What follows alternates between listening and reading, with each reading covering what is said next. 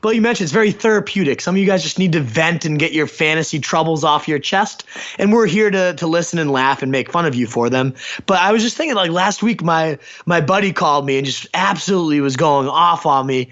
Just like, Hunter Henry's your guy. I needed 2 points and the guy doesn't even get a single target. And he was just going off. And I was like, you know what? This would be a pretty funny segment if this was on the podcast, just as ruthless as can be about how bad these people are and what horrible things they want to see done to them. So yeah, let it off your chest. Give us the most ruthless thing you can, and enjoy for your listening pleasure Week 2's Fantasy Wine Line.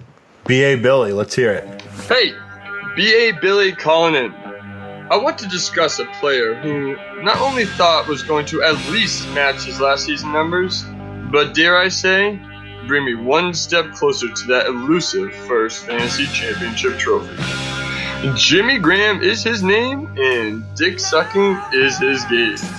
Let me first start with 2 tight ends that have more fantasy points than him this season. Yes, the great Eric Almelson. Not familiar with him? Not only did he run an impressive 4.9840, but he's also the backup tight end on the worst team in the league, the New York Jets. This fat buck couldn't even crack a 4.940 if someone was waving a fried Snickers in his face. Then there's Luke Wilson. This meat ring, who has yet to ever have a meaningful fantasy season in his short, pathetic life, is actually 3rd on the team in career receiving yards, more than any receiver on the team. Yet somehow all of them have more fantasy points than Jimmy Graham.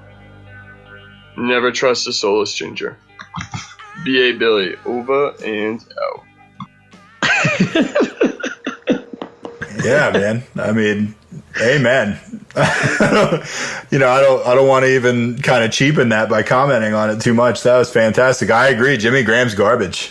Absolute garbage, yeah. And I love how 4.98, impressive 40, the backup tight end for the New York. I just like it when he just goes, this fat fuck could not. What do you call the other guy? A meat ring? Yeah, something with meat. I don't know. I'll hear it on the replay. That was good. Thanks, B.A. Billy. I'm sorry. I feel your pain, bud. Alrighty. Except not really, because I didn't draft Jimmy Graham because I knew he sucked before the season. Oh, thank God. And then we got good old Sam. Actually, RSJ employee had some stuff to vent about.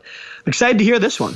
Here's the story of my fantasy football Sunday. I had one guy come through for me, and that was Emmanuel Sanders. I had a feeling he was going to have a big week, and he did. But then the rest of my team was a shitstorm of nothings. LaShawn McCoy, 12 carries for 9 yards. Are you kidding me? I knew Buffalo was going to be bad, but this was so bad.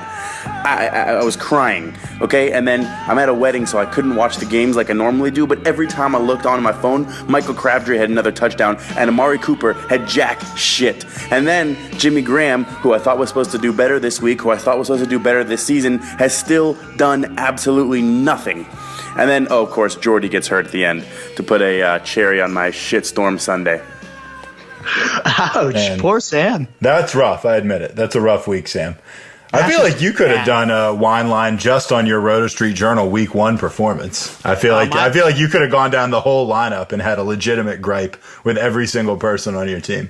I should have, seriously. Yeah, in hindsight, I can feel the therapy coming off of him though. He's just relieved to get this off his chest. I could have certainly used that after last week. I've just been pent up and kept it inside all week, so it's been tough. But you want to just kind of grab Sam by the shoulders and just be like, Sam, it's not your fault. It's not your fault, Sam. Good Will Hunting. I know, man. I know.